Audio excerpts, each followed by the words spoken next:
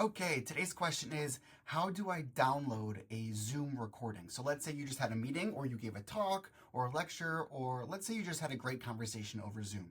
So the question is, how do I save it or download the file to then be able to share? So what we're going to do is, this question came through a client. So the client emailed me the link.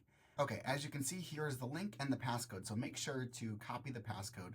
So the way we do this is we drag over it, and then I like to use shortcuts, so it's Command C to copy.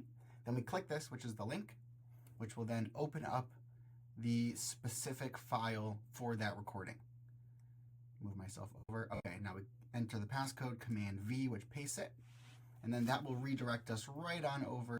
I have the option here to play it, but what I'm looking to do is to download all three files. I'm not actually going to need all three. I'm going to show you what all three look like. Okay, so this first one is going to be the video. And I know that because it's an MP4 file, and it's the one that's taking the longest to download. This one, the MP4, the M4A is just the audio. So for whatever reason, you're just looking for the audio. Let's say you have an audio-only podcast, you just grab that one.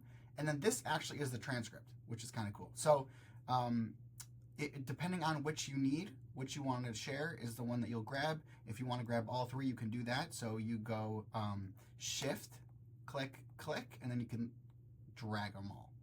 But I only need the audio for this one, so I'm going to grab that. Oh, and one more thing before we sign off. If I want to send this to someone, I can literally drag this into an email. If it's too big, I can drag it into like Google Photos or Dropbox or Google Drive and then share it that way.